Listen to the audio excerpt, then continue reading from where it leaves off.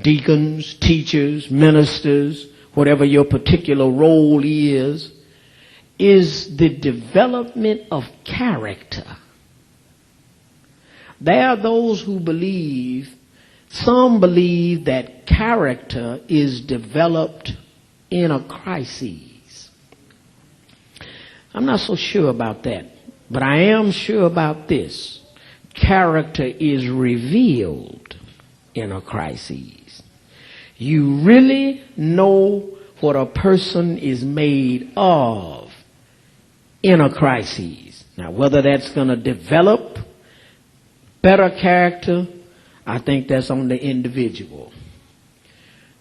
But I do know that people show their real selves when it's a critical moment. You either see them very cowardly, you see them run, you see them scared, you see them be frantic, or you see, if it's a believer, you see their steadfast dependency on God. Anybody, everybody can be brave when ain't nothing happening. Everybody can wolf. Have you ever noticed in those mob movies how cocky the mobster can be when he has the upper hand, but when it reverses on him? I don't know if you remember in The Godfather. I remember, what's my boy's name, used to pay fish on, is that his name? Yeah, Pagoda. What'd you say? Is that his name? Y'all remember in The Godfather, he was the snitch. He was the dirty guy that was playing the double role against, the Corleone family. You remember when they finally caught him, the young Corleone, and they were getting ready to do him, and he said, "Please, spare my life for old times." Right. Now he's begging. He done set up the old man to get killed. He set Sonny up to get killed because they knew he had quick temper. Set him up, got him killed all along. He's killing off Corleone's boys. He's kept trying to kill off the Corleone family. Just an example of on a secular side, but the principle is the same. I want you to look at this. Sonia sold. He sold. That's why I want you to underline it. Look at this. When the famine began, the Egyptians ran out of food. The text says bread. And they went to the government for help. So I want you to put down chapter 41, verse 55. This is when the famine began. Chapter 41, verse 55. Pharaoh sent them to Joseph. And Joseph opened all the storehouses and sold unto the Egyptians. Verse 56. It's key. You beat me to the punch, Sonia. It's key. Put this down in your notes. Joseph sold the grain to the people instead of giving it to the people. Now that's key for us to understand in this context, Nicole, because what we look at is we find, Jackie, that the Egyptians were wasters. Put that down. They were wasters. They were wasters. So if you're trying to build up some character, is what I'm picking up out of this context. The worst thing he could have done, Stallworth, was to give it to them. If he had just gave it to them, they'd have just continued to be wasteful.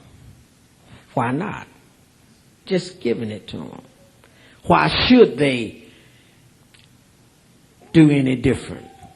All they got to do is come, give it to them.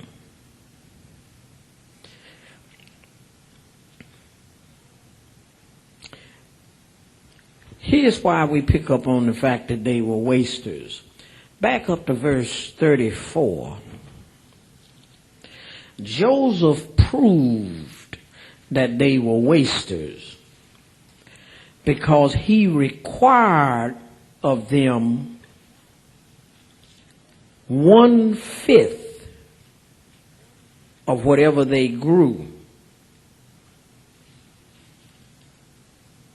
to give to Pharaoh, and they kept 4/5. What we see happening here, Joseph's brothers were invited by Joseph to come to live in Egypt with 5 years of the famine left. Back up to verse 6. I'm setting it up for you so you can see in a moment clearly. 41:6.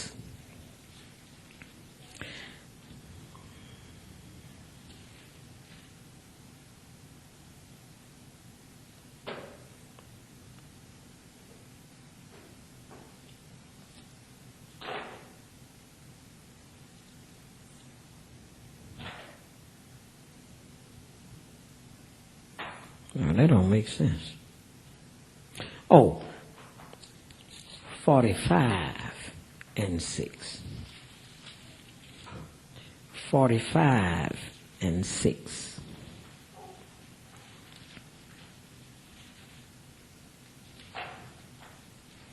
Then Joseph said to his brothers, I am Joseph. Does my father still live? But his brothers could not answer him, for they were dismayed in his presence. And Joseph said to his brothers, please come near to me. So they came near. Then he said, I am Joseph, your brother, whom you sold in Egypt. But now do not therefore be grieved or angry with yourselves because you sold me here. For God sent me before you to preserve life. Do you all see that?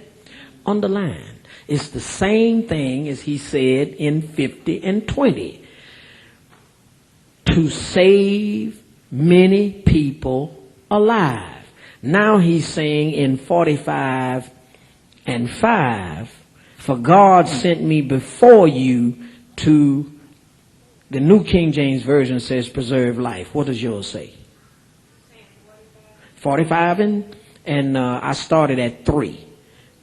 45:5, what does yours say? Says what? You got the same thing. What does yours say? What does the NIV say? To save lives. God sent me before you to save lives. Same thing he said in 50 and 20. To save many people alive. So he's saying the same thing. He already knows why he's here. I'm trying to give you a timeline right now. Verse 6 says, for these 2 years. Now how many years will the famine to be? So if it's already 2 years right here in verse 6, how many they got left? So I'm trying to set you up a timeline. It's 5 years left for the famine. Verse 6 says, for these 2 years the famine has been in the land, and there are still 5 years in which there will be neither plowing nor harvesting. And God sent me before you, there it is again, underline it, to preserve a posterity for you in the earth, and to save your lives by great deliverance. So in each of the verses that we have seen, he is clear on his mission. I am to save many people alive. I am to preserve lives. And specifically when he's talking to his brother, I'm here to save your life. Don't be mad at yourself. Don't be upset. Don't be angry with yourself. Everything you did, I know why it happened. Here's why. Yes, ma'am. Now follow this, because I want you to see Joseph's method of how he saved many peoples alive and developed character for the Egyptians. Key point, he sold them the grain. He didn't give it to them. All right.